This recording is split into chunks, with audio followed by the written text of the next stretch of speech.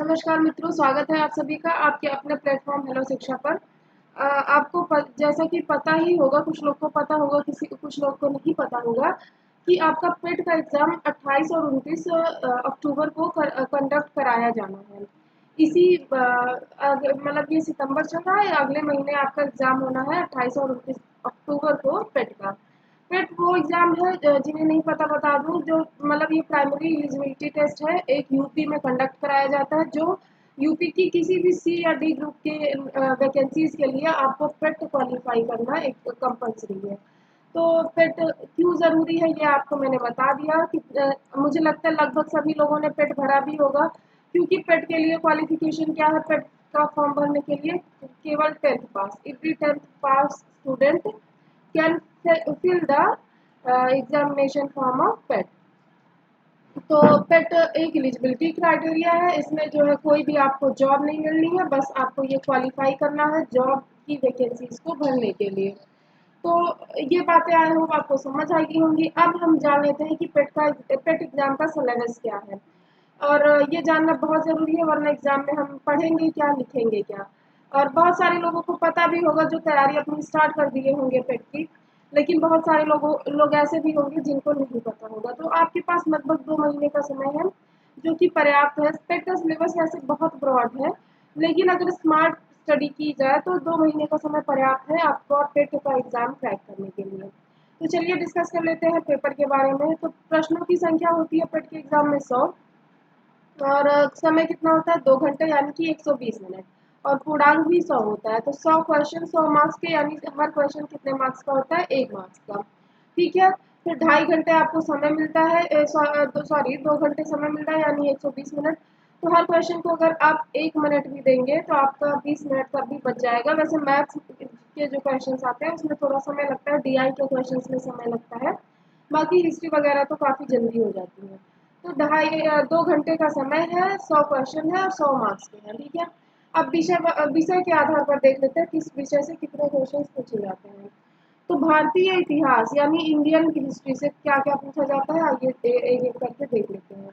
तो ये ancient history का आपको पता होगा, सिंधु घाटी सभ्यता, वैदिक संस्कृति, बौद्ध धर्म और जैन धर्म। इन पूरा नहीं पढ़ना, जीवनी और एवं उनकी शिक्षाएं क्या है, ये सारी चीजें पढ़नी है। मौर्य वंश सम्राट अशोक के बारे में, फिर गुप्त वंश में समुद्रगुप्त और चंद्रगुप्त के बारे में, और हर्षवर्धन के बारे में, राजपूत काल के बारे में, सल्तनत काल के बारे में, मुगल साम्राज्य के बारे में, फिर मराठा, फिर ब्रिटिश राज, अभ्युदय और प्रथम स्वतंत्रता संग्राम, फिर ब्रिटिश राज का सामाजिक आर्थिक प्रभाव। ये इतनी सारी चीजें पढ़ने पे हमें कितने मार्क्स मिलेंगे? 5 नंबर। तो मतलब पेट एक तरह से सी डी ग्रुप का एग्जाम है, लेकिन इसे कुछ ज़्यादा ही इन्होंने ब्रॉड सेक्शन में दे दिया है सिलेबस। जैसे लग रहा है जॉब वैकेंसी दे रहा है, इस हिसाब से सिलेबस डिज़ाइन किया है। तो आइए फिर देख लेते हैं। सेकेंडली, जो भी है सिलेबस कैसा भी हो, पढ़ना तो पड़ेगा ही हमें, क्योंकि हमें एग्ज़ाम देना है तो पढ़ना है। तो इसलिए ज़्यादा सिलेबस पे एक्सक्यूज़ ना देते हुए पढ़ाई स्टार्ट कर दीजिए। फिर क्या है? भारतीय राष्ट्रीय आंदोलन यानी इंडियन नेशनल मूवमेंट। आपको पता है ये ऐसा टॉपिक है जिससे हर एग्जाम में क्वेश्चन बनते ही हैं, और 5 नंबर यहाँ से भी आएगा। और क्या क्या पूछा जाएगा? स्वाधीनता आंदोलन, प्रारंभिक वर्ष, स्वदेशी तथा सविनय अवज्ञा आंदोलन, महात्मा गांधी तथा अन्य नेताओं की भूमिका, फिर क्रांतिकारी आंदोलन, उग्र राष्ट्रवाद का उदय, फिर विधायी संशोधन और ब्रिटिश इंडिया एक्ट 1935, फिर भारत छोड़ो आंदोलन, आजाद हिंद फौज और नेताजी सुभाष चंद्र बोस। तो इतनी सारी चीज़ें आपको इसमें भारतीय राष्ट्रीय आंदोलन में पढ़नी है। आ जाते हैं भूगोल पर। तो भूगोल में भारत और विश्व का भूगोल पूछेगा। फिर नदियाँ, नदियों की घाटियाँ, मतलब विश्व, भारत और विश्व के भूगोल में कौन कौन सी चीज़ें पढ़नी है, ये सारी चीज़ें ये सब पॉइंट्स में दी गई हैं। ठीक है।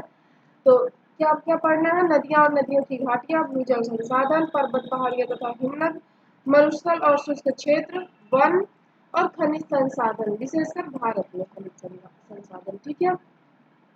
तो ये सारी चीजें पढ़नी है। फिर क्या पढ़ना है? भारत और विश्व की राजनीतिक भूगोल, फिर जलवायु तथा मौसम, फिर टाइम जोन, फिर जनसांख्यिकी, परिवर्तन और प्रवास। ये इतने टॉपिक्स पढ़ने पे इससे हमें कितने नंबर मिलेंगे? 5 नंबर। ठीक है। आइए नेक्स्ट देखते हैं क्वेश्चन। यहाँ पे भारतीय अर्थव्यवस्था, इंडियन इकोनॉमी से क्या क्या पूछा जाएगा? भारतीय अर्थव्यवस्था 1947 से 91 तक, यानी योजना आयोग गठित हुआ था, आप सभी को पता होगा, पंचवर्षीय योजनाएं लाई गई थी, उनसे क्वेश्चन बनेंगे। मिश्रित अर्थव्यवस्था क्या थी, निजी एवं सार्वजनिक क्षेत्र में क्या थी मिश्रित अर्थव्यवस्था, ये चीजें पूछी जाएंगी।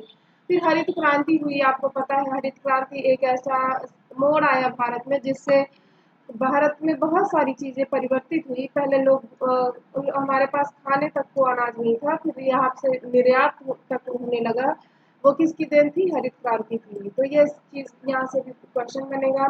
फिर दुग्ध विकास और ऑपरेशन फ्लड, बैंकों का राष्ट्रीयकरण और सुधार, तो इतने सारे टॉपिक से क्वेश्चन यहाँ से भी बनेंगे इकोनॉमी में। फिर यहाँ पे क्या, वर्ष 1991 से आर्थिक सुधार तथा उसके बाद की अर्थव्यवस्था। फिर वर्ष 2014 के पश्चात आर्थिक सुधार, तो कृषि सुधार। 2014 के पश्चात क्या हुआ था? मोदी जी की सरकार आई थी, तो उसके पश्चात मोदी जी के राज में कितने सुधार हुए, वो सारी चीजें भी हमें पढ़नी है। तो कृषि सुधार, ढांचागत सुधार, श्रम सुधार, आर्थिक सुधार और जीएसटी, ये सारी चीजें पढ़नी है। और ये सब इतना पढ़ने के बाद हमें मिलेगा 5 नंबर। तो ये सिलेबस मैं एक तरह से कहूँगी बहुत ही डिजाइन, मतलब बहुत ही गलत तरीके से डिजाइन किया गया है। तो ठीक है, बट पढ़ना तो पड़ेगा ही। फिर पांचवा क्या है? भारतीय संविधान एवं लोक प्रशासन, यानी Indian constitution and public administration. तो इससे भारतीय संविधान से क्या क्या पूछा जाएगा? संविधान की विशेषताएं, जो कि 7-8 है पॉइंट्स में, आप अगर समझ जाएंगे, अंडरस्टैंडिंग आ जाएगी विशेषताओं की, तो क्वेश्चन सॉल्व करना कोई बड़ी बात नहीं। फिर क्या है? राज्य के नीति निर्देशक सिद्धांत, फिर मौलिक अधिकार एवं कर्तव्य, उसके बाद क्या है? संसदीय प्रणाली, फिर संघीय प्रणाली, संघ एवं केंद्र शासित प्रदेश, केंद्र राज्य संबंध, यहाँ से क्वेश्चन बनेंगे। फिर न्यायिक ढांचा, सर्वोच्च न्यायालय, उच्च न्यायालय से भी क्वेश्चन बनेंगे। फिर क्या है? जिला प्रशासन और स्थानीय निकाय तथा पंचायती राज संस्थाएं, तो यहाँ से भी क्वेश्चन बनेंगे। ये फिर कितने का बनेगा? 5 नंबर का क्वेश्चन। ठीक है, तो फिर सामान्य विज्ञान देख लेते हैं। इसमें डायरेक्टली लिख दिया भौतिक विज्ञान, रसायन विज्ञान, जीव विज्ञान। अब इसमें क्या पढ़ना है कोई डिसाइडेड नहीं है, 5 नंबर के क्वेश्चन यहाँ से भी बनने हैं। तो इसको हम क्या करेंगे, हम प्रीवियस ईयर क्वेश्चंस को देखेंगे कि कहाँ कहाँ से क्वेश्चन बन रहा है, उन टॉपिक्स को हम पढ़ जाएंगे। ठीक है, फिर क्या है? प्रारंभिक अंकगणित, तो इससे भी 5 क्वेश्चन बनने हैं। कितने कितने नंबर की? पूर्ण संख्या पूछेगा, भिन्न पूछेगा, दशमलव पूछेगा, प्रतिशतता पूछेगा, फिर साधारण और अंकगणितीय समीकरण पूछेंगे, वर्ग एवं वर्गमूल पूछा जाएगा, घातांक एवं घात पूछा जाएगा, औसत पूछा जाएगा, एवरेज। तो इतने सारे टॉपिक्स पढ़ने हैं मैथ्स में, जो कि बहुत आसान से है, और यहाँ से भी हमें 5 नंबर मिल जाएंगे। ठीक है, आइए नेक्स्ट देखते हैं टॉपिक नंबर 8। तो हिंदी, सामान्य हिंदी से भी क्वेश्चन बनना है। क्या क्या पूछा जाएगा? संधि, विलोम शब्द, पर्यायवाची वाक्यांशों के लिए एक शब्द, लिंग, फिर सम्मिश्रित भिन्नार्थक शब्द, मुहावरे, लोकोक्तियां, सामान्य शुद्धियां, लेखक एवं रचनाएं, गद्य एवं पद्य में। तो यहाँ से भी कितने? 5 नंबर के क्वेश्चन इतने सारे टॉपिक्स पढ़ने के बाद हमारे बनेंगे। नवा टॉपिक है सामान्य अंग्रेजी, जनरल इंग्लिश। अंग्रेजी व्याकरण पूछा जाएगा और अपठित गद्यांश पर आधारित प्रश्न पूछे जाएंगे 5 नंबर के। ठीक है, फिर तर्क एवं तर्क शक्ति यानी लॉजिक एंड रीजनिंग, तो ये रीजनिंग का टॉपिक है। तो इसमें क्या क्या पूछा जाएगा? बृहद एवं लघु, क्रम एवं रैंकिंग, संबंध, समूह से भिन्न को अलग करना, कैलेंडर एवं घड़ी, कारण और प्रभाव, कोडिंग डिकोडिंग, संख्या तथा अक्षर, फिर निगमनात्मक तर्क, कथन, विश्लेषण एवं निर्णय। तो ये मतलब डिसीजन बेस्ड ये वाले क्वेश्चन होते हैं। तो इतने सारे टॉपिक्स पढ़ने के बाद हमें कितने नंबर मिलने हैं? 5 नंबर। ठीक है, अब आइए नेक्स्ट देखते हैं समसामयिकी, करंट अफेयर्स, जो कि सबसे बड़ा मुद्दा रहता है किसी भी एग्जाम के लिए। तो ये भारतीय एवं वैश्विक स्तर के सभी करंट अफेयर्स से पूछा जाएगा और 10 क्वेश्चन बनेंगे। तो इस पे एक अलग से वीडियो आएगी कि करंट में किस किस सेगमेंट से पेट में एग्जाम में पेट के एग्जाम में क्वेश्चन बनते हैं। तो हम करंट के उन्हीं टॉपिक्स को ध्यान देंगे। ठीक है, आइए टॉपिक नंबर 12 देखते हैं। क्या है? सामान्य जागरूकता, जागरूकता यानी जनरल अवेयरनेस। तो इसमें क्या क्या पूछा जाएगा? ये 10 नंबर का क्वेश्चन है। जो जो 10 नंबर के क्वेश्चन है वो हमें उन्हें पहले कवर करना है। ठीक है, तो हम ये सारी चीजें करंट आप अपना, मैं बता दूंगी आपको करंट की स्ट्रेटेजी एक नई वीडियो में, आप उस हिसाब से अपना करंट तैयार करते रहिएगा। सामान्य जागरूकता यानी जनरल अवेयरनेस, ये मैं आपका सबसे पहले यही स्टार्ट होगा आपकी तैयारी में, पेट की तैयारी में सबसे पहले यही टॉपिक स्टार्ट किया जाएगा और यही कराया जाएगा। तो यहाँ इसमें से क्या आएगा, भारत और भारत के पड़ोसी देश, देश राजधानी एवं मुद्रा, भारत के राज्य तथा केंद्र शासित प्रदेश, भारतीय संसद, राज्य सभा, लोकसभा और विधानसभा, विधान परिषद। ठीक है। और फिर राष्ट्रीय एवं अंतर्राष्ट्रीय दिवस, विश्व संगठन एवं उनके मुख्यालय, भारतीय पर्यटन स्थल, भारत की कला एवं संस्कृति, भारत एवं विश्व के खेल, फिर भारतीय अनुसंधान संगठन, पुस्तक प्रसिद्ध पुस्तकें और लेखक, और पुस्तक एवं विजेता, सॉरी पुरस्कार एवं विजेता। फिर क्या है, जलवायु परिवर्तन एवं पर्यावरण। तो इतने टॉपिक से पूछे जाएंगे 10 नंबर के क्वेश्चन। मुझे लगता है 10 से भी ज्यादा टॉपिक्स होंगे और क्वेश्चन 10 नंबर के पूछे जाने हैं। अजीब ही सिलेबस है। आइए नेक्स्ट देखते हैं टॉपिक नंबर 13 में दिया गया अपठित हिंदी गद्यांश का विवेचन एवं विश्लेषण। 2 गद्यांश दिया रहेगा, 5-5 नंबर का एक, और दोनों में 5-5 क्वेश्चन दिए रहेंगे और 10 नंबर का इसलिए ये क्वेश्चन रहेगा। आसान सा आता है तो ये समझो बोनस मार्क्स रहेंगे आपके। फिर ग्राफ की व्याख्या एवं विश्लेषण करना रहेगा। 2 ग्राफ आएंगे, 2 ग्राफ आएंगे 5-5 नंबर के, यानी कि 10 नंबर का आपको मिलेगा। ये BI इसको बोलते हैं एक तरह से। तो आपको ये भी करना रहेगा। 10 नंबर के क्वेश्चन यहाँ से पूछे जाएंगे। 2 ग्राफ आएंगे, हर एक ग्राफ 5 नंबर का होगा। ठीक है।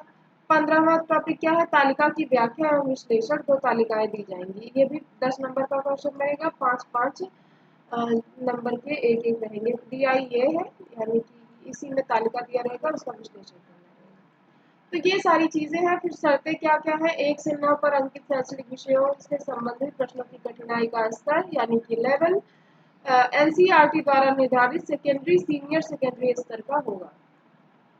समझ गए, यानी कि 10th 12th लेवल की कठिनाई का स्तर होगा। फिर क्या है, दूसरा परीक्षा का प्रकार वस्तुनिष्ठ प्रकार का होगा, यानी कि वह प्रश्न कैसे होंगे, बहुविकल्पीय प्रकार के, यानी कि ऑब्जेक्टिव टाइप के। फिर तीसरा क्या है, प्रत्येक गलत उत्तर के लिए 1/4 अंक की कटौती की जाएगी। तो 1/4 निगेटिव मार्किंग रहेगी, यानी कि अगर आपने 4 गलत क्वेश्चन किए हैं तो एक सही क्वेश्चन का भी नंबर कट जाएगा आपका और आपको 5 नंबर का नुकसान होगा। तो यही सारी चीजें हैं, यही सारे पूरी नोटिस में दिया गया है, आप देख सकते हैं। बाकी अगर ये PDF चाहिए आपको इसका, तो आप टेलीग्राम ग्रुप ज्वाइन कर लीजिए, वहाँ पे आपको इसकी PDF प्रोवाइड कर दी जाएगी। आज की वीडियो में इतना ही। आप सभी का बहुत बहुत धन्यवाद वीडियो में आज तक बने रहने के लिए। वीडियो पसंद आई हो तो लाइक शेयर और सब्सक्राइब करना मत भूलिएगा। मिलते हैं आप सभी से अगली वीडियो में, तब तक के लिए धन्यवाद। जय श्री राम।